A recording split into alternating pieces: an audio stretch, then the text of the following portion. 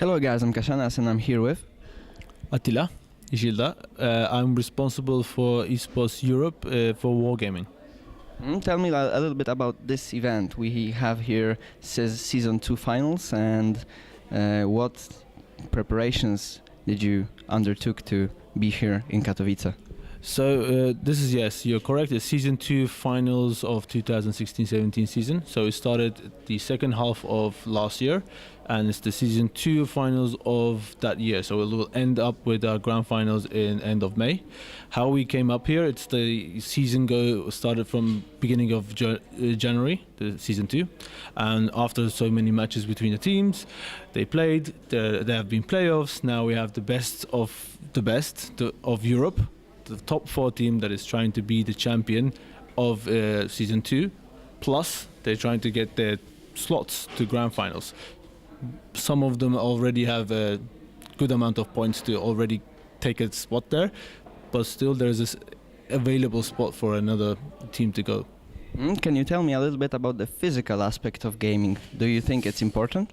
Yeah, of course. Like in the end, this is a competitive sport, and any competitive environment, World of Tanks is the similar position. You will have to be in your top physical aspect with your eyes, hand coordination, your reactions to moments. Anything that you would do would require you to be in a healthy position. If you didn't have a good sleep, if you're stressed, or if you don't have a proper response to the actions going on, you would probably lose. That's why also it's like based on age, especially in sports. Like the reflexes of a older person would not be as similar to the younger person, even though they may have the same amount of hours played in the game. Or any type of sports, yeah. And maybe about the psychological stuff. Do you think that they should have included a sports psychologist for that matter? Well, technically yes, but depending on how professional they will get. But technically they should have some, I would say, mental coach, not maybe psychologist necessarily, but a mental coach that would bring them up if they are down, or to bring them to work as a team. Sometimes there could be individual differences. Sometimes there will be like you're maybe in a bad day. It is this coach to bring you to work as a team and make sure that this team is functioning to win the day. And yes, that's why it's very important, I would say. What about the food, the catering, the nutritionists? Do you think also that it should be included? But because we've seen really huge events throughout the year. IEM Katowice, right now we have the seasonal finals, and after that we'll have grand finals. Do you think that they should have a special kind of food and diet for that matter, for training purpose? Well, special kind of food, I'm not really looking to like exact details of it, but the correct position is that we try to provide them also some sort of catering, so they are properly fed and properly ready for their games. And it's not like we don't want to make people feed on their own, or like they are hungry for the whole event that is going along, or they feed on junk food only. We want them to get proper food for their competition, so that when they go in, their mind is not with their stomach, the mind is what they do. And apart from the events that you do you create any guidelines for them to have to be better at what they do?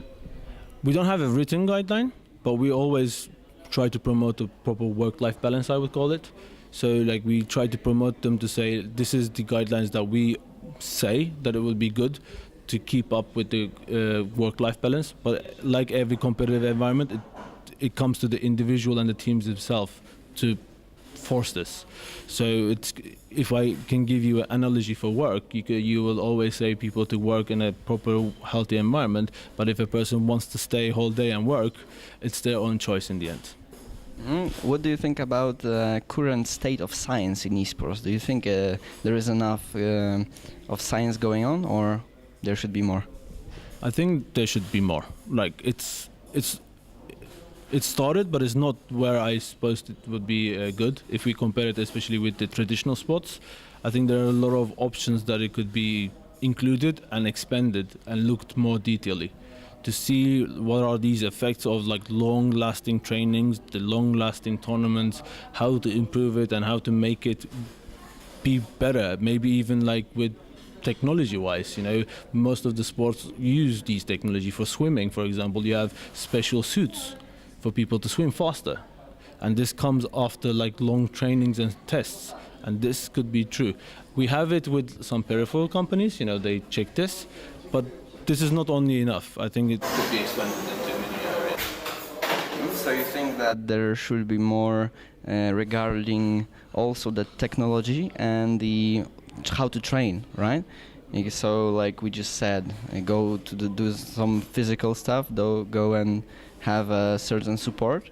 But what about here? Like, do they have any room that they could use for physical fitness preparation before the games or something like that?